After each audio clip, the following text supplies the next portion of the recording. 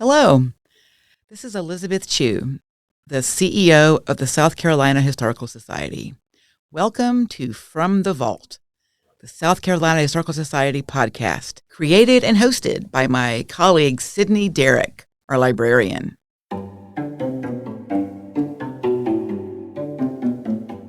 This podcast will demystify archives. I am passionate about convincing people that archives are not in any way boring. They are, in fact, incredibly interesting. Who doesn't like to read stories about other people? Imagine spending all day long in a library reading someone else's diary. That is what historians and people who use archives do every day. From the Vault, we'll be telling stories of all South Carolinians from the perspective of the many fascinating items in our large and important archival collections. Hello and welcome to our podcast, From the Vault. As you just heard from Elizabeth, I'm Sydney Derrick, librarian here at the South Carolina Historical Society. Today, we are bringing you an interview with Charleston author and museum docent Christine King Mitchell about her book, The Business of Slavery: Evidence of Power, Control, and Wealth. But before we get into that, let's hear some announcements. Our winter lecture series starts Tuesday, February 11th, and continues every Tuesday through March 4th, featuring lectures on the untold stories of the American Revolution. All lectures are in the evenings and will be held at the Unitarian Church in downtown Charleston, or they can be streamed online. And we are commemorating the 200th anniversary of the Marquis de Lafayette's triumphant American tour after his heroics in the American Revolution. On the evening of Friday, March 14th, we're holding an event at the Fireproof Building in Charleston with a piano made specially for Lafayette's tour. Two pianists will play period-specific music on the piano throughout the event, and drinks and light snacks will be available. Find out more about both of these events, the Winter Lecture Series and the Lafayette event, and get your tickets on the News and Events page of our website, schistory.org. And February is a big month on the podcast because we're bringing you 2 episodes instead of 1. Our next episode will be released Monday, February 24th, and it's also an interview with Peter H. Wood, the author of Black Majority: Race, Rice, and Rebellion in South Carolina, 1670 to 1740. Now, that's the tweaked title that the book has on its 50th anniversary re-release, so tune in February 24th to hear us discuss the updates to that book and its role in the understanding of American history. I'm so excited for today's interview, y'all. Christine King Mitchell has worked in the field of African-American studies for more than 25 years. During that time, she spearheaded a traveling Black history exhibition, developed library programs to teach African culture to children and adults, and created an exhibit of her personal collection of historical newspapers on the African-American experience in the 19th century. She also has served as a docent at the Old Slave Mart Museum in downtown Charleston. I sat down with Christine to talk about her recent book, which is published in 2 volumes called The Business of Slavery: Evidence of Control, Power, and Wealth. It's a fascinating breakdown of primary sources found in the archives of the South Carolina Historical Society, the South Carolina Department of Archives and History in Columbia, special collections here at the College of Charleston, the Avery Institute and Research Center here in Charleston, the Charleston County Public Library, and many other institutions. These sources show where money was made from slavery, who was making that money, and where slavery could be found within 19th century South Carolina.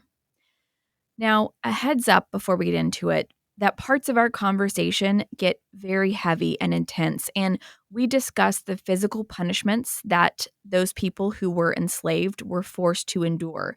We also discuss the separation of families that happened during this time, so these topics may not be suitable for everyone. But now we bring you Christine King Mitchell. Christine, thank you so much for joining us here to talk about your book. And let's just jump right into the questions. I read in the preface to your book about how it came to be, but I wanted to hear a little bit more about it from you. Okay, so I started working at the Old Slave Mart Museum in 2013. And my background has been museum work. And so through that process, I got to plan school programs. And so I've been involved in history now for over 30 years. And so when I got to the Old Slave Mart, my manager asked me to prepare to do presentations. Well, the history of the Old Slave Mart is completely different from other history that I had learned about relating to slavery. And so I knew that I had to learn. I had so much to learn. And the reason I say it's completely different, it's about the buying and selling of human beings. So how do you talk about that? Mm-hmm. There's no tactful way to say any of that. And so I was very familiar with primary sources because of my past connections with school programs and museum work. And that was the first thing I thought to do was to where's the archive, where's the library?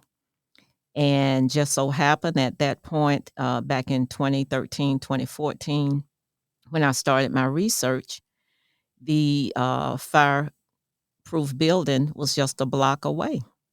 So that's why I would check out at lunch. I would literally clock out and walk down the street to the fireproof building. I would carry a sandwich with me. I would either eat it on my way or on my way back. So I would make sure I got back in time within my hour space for lunch. And that was how I started my research. And I did it just different days, sometimes, multiple days during the week. I would walk down, and the archivists were all extremely helpful. They really got accustomed to me coming on my lunch hour, and so I just started pulling documents in that way to help me understand how do you buy and sell people. This was legalized human trafficking of people now in a country named the United States of America. So the focus is the domestic slave trade because the old slave mart did not open for business until 1856. Mm-hmm. And so it was originally called the Mart, or the term, you may hear the name Ryan's Mart. So Thomas Ryan was the original owner of the space. And he was a city councilman, but he was also a broker. And the term broker, as we know today, are real estate people. Well, Black people were chattel, they were human property. So, anyway, real estate was used at that time, Black people were used.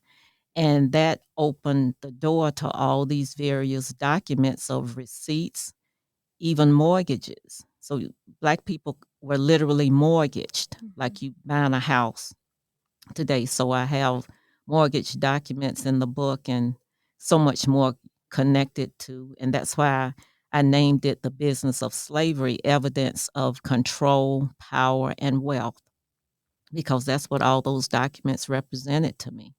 And each one tells a story.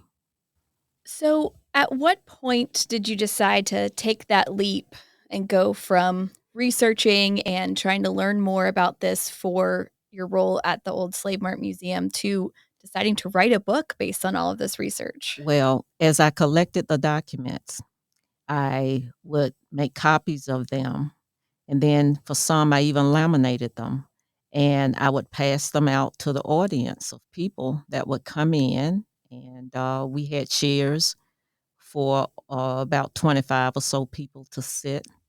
And so I would pass them out. And so people could follow along as I talked about them, and they would pass them, from one person to the other, that sort of thing. And then when I finished, people would walk up to me and ask me, Christine, have you written a book? You need to write a book. And so I started getting encouraged. So a book was never on the radar. Mm-hmm. I was collecting the documents to help me understand how the system worked so I could come up with a way to talk about it, to present it to the visitors that came to the old slave mart. And about 2015, 2016, I started to pull information how to do this, what documents to use. I had 2 boxes full of paperwork, and I had to go through and decide what I'm going to use. I'm going to use at least one example of a certain document and so forth. And some things I ended up leaving out. So this is by far not all that I actually, documents that I pulled. But I felt it was a good example to be able to explain the story. And for me, each document tells a story. And there's so much you can learn from these, just an individual document. And as I say, I tapped into my school program days and how I looked at the documents with students. And that's how I basically laid out the book in a way that it would be very simple to read. And it's just plainly explaining the documents and how the people are connected to the document. What were, when you used these documents and these copies of the primary sources in some of your talks at the museum, what were the audience's reaction to them? Sadly, sometimes people would start crying. They would look at me very sadly. Sometimes they would be shocked or surprised at, some of the information that I shared with them. But I had the documentation, I had the proof, the evidence in front of me. And I even would read letters. There was one letter in particular that I would read to them, and I did include that particular letter in the book. And so it was not hard. It was easy for people to understand. Some of them, it was just hard for them to believe that this had happened to human beings. And the old slave mart is a very special place. I call it sacred ground because of what happened there. And that history is so important, not only to Charleston, but to the whole United States of America and beyond, because it affected a system of money that was being made globally because of the cash crops that all these people were growing. And it was literally being built on their backs when we think about the clothes, cotton, the rice, tobacco, and sugar were 4 major internationally traded cash crops. And even when I would go to the fireproof building, and that was the beginning. And when the archive moved to Addlestone, I moved too. And but I would sit and thumb through these dusty pages of time and history. And sadly, sometimes I would cry as well. And so I felt like I've left tears on these papers to the ancestors to say, I care and I want people to know you. And that's the reason I focus on the names of the people. And so I highlighted them in bold font. So they would be the star of the book. The documents are the background, but their names are important to be called. I mean, it was one of the first things I noticed about the book and reading it was that, it's called The Business of Slavery, but there are all these personal stories from the people who lived this, who were aspects of the business of slavery. And so there's numbers and there's dollar amounts, but there's just stories and names. So that was important for you, obviously, to call it out in that way. Exactly, because I am a descendant of it. So I am personally only the 3rd generation born after chattel slavery was abolished. Basically, I'm the 3rd generation in my family born after the Civil War. So I'm just 3 generations out. And my great-grandmother on my father's side lived from about 1845 until 1934. She helped raise my dad. His mother had passed away when he was only 5 years old. And so in oral history stories that were shared with the family, he told me that he didn't have a lot of memories of his mother because he was very young, but he and all his siblings and cousins and so forth remembered grandma. And just understanding the history of not only my family, it was important for me to highlight their names. The stories of the slave owners have already been told. We can easily learn about the slave owners and what they grew on the plantations and how people lived. That's easy. That's front and center. But focusing on the names of the people, bringing them to life, it's also a way for me to give honor, remembrance, and respect to the ancestors and to personally to the ones that I'll never know and will never know all those stories. Sadly, the separation of families was a huge part of slavery because they were buying and selling people, and that's all. They were bodies, they were workers. Keeping families together was not important. One of the things that I learned, the early things that I learned at the museum when I started pulling these documents of all these inventories of the names and so forth that were sold even at the old slave mart, is they sold babies too. They sold babies away from mothers. And I brought some information to share. Yeah, Okay. that would be great. So, what I brought with me is an inventory of 235 Negroes. It says prime gang. And so they were young. Their ages range from a newborn baby to 70 years old. This was a 2-day sale at the old slave mart. It only took 2 days to sell them all off. And these were auctions. So the mart that Thomas Ryan owned, he opened a auction house. So it was basically like selling cattle. And one of the things I learned about this particular sale, instead of calling the names of the people on the inventory, they called the numbers that hung around their necks. Wow. And so when I shared presentations at the museum, I compared that sale of people to selling cattle.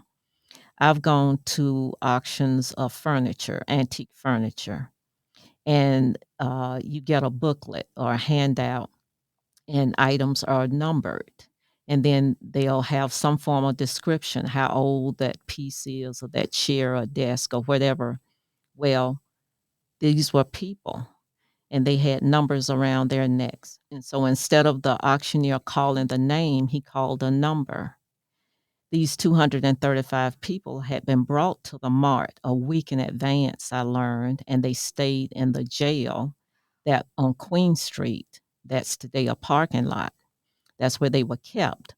And so people had time to pick up this inventory from the Schindler Brothers office, who were the brokers of this sale, and then walk over to the old slave mart, look them over, inspect them. That's no different than me looking at a chair or a desk that I am contemplating on bidding on. And that's how I would say it to my audience, because I wanted them to understand that people were literally property. They were property. And so these 235 people were sold. The sale started about noontime on Monday, the 9th of January, 1860. And I learned that the sale finished the next day, Tuesday, the 10th of January, 1860.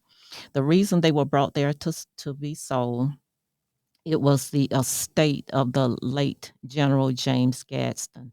And so he owned a rice plantation up in the Moncks Corner area.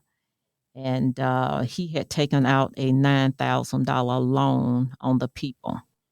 So that's a debt that had to be paid off, whether he was living or deceased. He died before he paid the loan off. So now they were brought to the mart to be auctioned off to pay off that $9,000 debt. I learned that they sold, and the information used the word almost, $176,000, a 2-day sale in one location in downtown Charleston. And this is not the only sale, a location where people are being sold. Right. And so the $9,000, 1860 U.S. currency in today, 2025, is approximately $342,000. The $176,000 sale price that they sold for, and that's when all the money was added together. I didn't find separate bills of sale to know exactly how much each one sold for, and and who purchased each one and so forth. But I converted the $176,000 total, and 2025 value is a little over $6.6 million in today's money, one sale. So you had to pay one half cash down. So whoever won the auction, so say someone bidded on number 10, number 20, number 30, number 200, and they won the bid, they would whatever that total amount would be, they would pay one half in cash, and the rest they would mortgage. Right. And it literally says that on the paperwork. So these were bank loans, or it could have been an individual loan. That piece of the paperwork, I don't know. But that's another part of the business too. That's all a part of the business. And so, of course, in the book, I have bank records to show actually people being mortgaged through a bank loan. And then there were individual loans. So I found contracts of mortgages. And then what will happen, this was interesting because I found foreclosures. So if someone didn't pay the loan, then if it was a bank loan, the bank's going to foreclose on the people because they were the collateral for the loan. So now the bank owns them, and you could also insure people. So it's just the tentacles of the money and the paperwork were everywhere. That's so many different trails to follow. And so I started following these different trails, even to the point that there were people in debt, no different than today. Something happens in life and we can't pay a bill. And we lose something, or we may lose a car. The car may be, picked up or whatever. Well, that's what was happening to these people. And so people were using them to get more money. They didn't have to have a mortgage on them to pay for them, but also they would use me as collateral just to get money. Right. And so if they didn't pay that debt, now it might be a legal situation. And so that's going to also pull in attorney fees because people would sue each other. And so I found a court case that I had an attorney write a summary, and that's also included. Yeah. The tentacles just grew and grew, and that's why I named it with that title. But I always like to add the subtitle because that's important to understanding just the extensions of what was happening. And it's all documented in paperwork. And the reason it's documented because it represented money and people were keeping track of their money. So you've got the court system involved in making money off of slavery because sheriffs were also performing as brokers because they were auctioning off people and they got a percentage. And that's in the city ordinances of Charleston. So if a sale if a auction by the sheriff through the court system made $300 or less, the sheriff got 2%. Everything over that, he got 1%. Oh, wow. Brokers got paid, and some of them I could see they were being paid 2 to 2.5%. Everybody's getting paid. And if it wasn't the sheriff, the master in equity, Mm-hmm. a judge, basically it's today's probate court. And so people were sold, and literally the master in equity was actually selling people too. So I have a document that shows when it reads under the direction of Mm-hmm. the master in equity. And that seems to be pretty clear. When we think about slavery, we often think about enslaved people who were working on the fields or in crops, like you were talking about earlier, or maybe those who were forced to serve the enslavers inside of their home. But as you discuss in the book, enslaved people worked in all parts of society. Can you tell us about some of those different areas? Sure. They were carpenters, they were brick makers, bricklayers. They helped build boats. They were the timber cutters. They built furniture. They were tailors and seamstresses. They were babysitters. They were coal miners. And these are just some. I even saw some of the interesting ones. They were bookbinders. Oh, wow. They were distillers. So they working with some spirits. And musical instrument makers, paper mill workers, perfumery makers. Mm-hmm. Now, where some of these names are coming from are insurance Mm-hmm. agents that I found that insured them. So individuals could insure their enslaved people. And that's a story in itself when Yeah. we talk about insurance. Well, and one thing I noticed when I was looking at the book that I had never thought about before, really, even though I knew that people could rent out those who were enslaved, but I didn't think about the people who were renting them. So those people may not have owned any slaves of their own, but they were still involved in this practice. Everybody had access to experiencing slave ownership. And so, sometimes I would hear people would sometimes ask me, I should say, that everybody didn't own any people. And I say to them, but everybody could experience slave ownership because you could rent a person, like you renting a tractor Mm-hmm. or you renting a car. And so you didn't have to own them, but you could still experience that. Mm-hmm. For me, and I mean, obviously for you writing this, but for me reading these stories they were pretty incredibly heavy. In particular, there's a chapter on an enslaved woman named Grace who writes a letter about all of the families she's been separated from along the way. So I have to ask you, how did you feel after completing the book or even while you were writing it when you were dealing with all of those stories? When I found the paperwork collection of Grace, I started to cry because it reminded me of all the separation of families.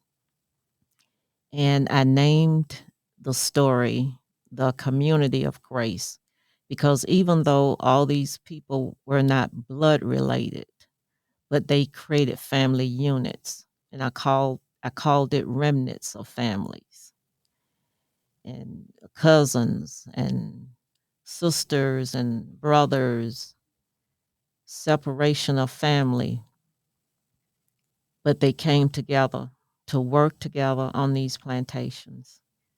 They could eat together at night, cook together, sleep together on the floor, and pray together, cry together, and at times even smile and laugh together. And they still created families. And so with Grace's letter that I found on her, I had so many questions. And so I decided to create a story around her and I named it The Community of Grace. And in that section, I actually wrote a letter to Grace to let her know that 169 years after this letter was written, I found you in the paperwork. And I won't read the letter. Hopefully others will get the book and they'll read about Grace. I just want everybody to understand that the names of these enslaved people, they were all human beings, just like you and I. They had blood running through their veins. They had family. They had children that they loved. Sale day could be any day. Sale day was not always planned, that they knew when a family member or a friend or someone on the plantation was being sold. I read a story that of this man that his family, wife and children were sold away and he was out in the fields working. And another enslaved man ran out to him in the fields to let him know his family was being taken away.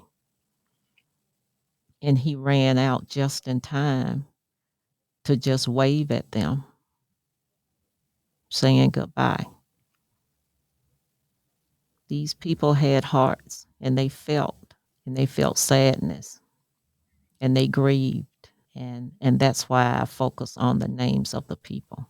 Was there anything that you were surprised to learn while you were doing the research for this book or doing the research during this book? Oh, I had many surprises. The mortgages and bank loans were one of them. Insurance was also another. Let's see, one in particular, though, that stands out. The city of Charleston government made money off slavery in a few different ways. Keep in mind, this is urban slavery we are talking about. So it's a different setup than plantation life. And the city of Charleston built what was called the workhouse. It was the jail and punishment house for Black people, whether they were free or enslaved. And one of the interesting documents that I included is a receipt from the workhouse. So if someone wanted to punish their slave, maybe they didn't want to punish them or beat them themselves, or maybe there wasn't an overseer to do it, they could actually take them to the city of Charleston workhouse and pay the city government to punish and beat their slaves. And the city charged a fee for services rendered. I'd never heard of anything like that. So that's literally the city of Charleston making money off slavery by beating enslaved people and punishing them. Sadly, the receipts did not show me the reason for the punishment. It was strictly about the money. So just to give an example of punishment, there were two things that I found. There was something written on the receipt called a treadmill. I've also seen the word poundage. And I did some research and I found what was a treadmill used in Jamaica during slavery times. And it was a apparatus that was invented by the British. So I reached out to the Jamaica Library to get more information, and I have an actual woodcut photo of what the treadmill looked like in Jamaica. So picture a old Mississippi river boat with the wood paddle. So as that paddle goes round and round in a circle and the water is flowing through each panel, it moves the boat forward. Well, imagine people standing on that riverboat on those paddles as those steps. Their feet have to move as the paddle goes and wood planks go round and round. And about maybe 10 to 15 people could line up across one of those treadmill panels. And the punishment is they would have to keep walking on that circle panel as long as the master of the workhouse told them to do it. That's the punishment. So people would get tired. They would fall off of it. They hurt their ankles or legs or whatever. And so that was one of the punishments, was the treadmill. The other punishment was for men and women to drop their tops to their waist and be lashed across their backs 20 times, was considered one set. So once they finish lashing them across their backs, for an additional 12 and 1/2 cents, the master of the workhouse would add doses of salt to the wound as punishment. So I included a receipt of a male named Gilbert. It didn't tell me his age, so I don't know if it was a young teenage boy or child or a man. And Gilbert got 19 days at the workhouse, and he did get doses of salt to the wound. All the documents and information that I've shared came from the South Carolina Historical Society's archives. On one hand, I'm glad that those documents still exist so that we know what happened. But on the other hand, it's absolutely horrific to even think about.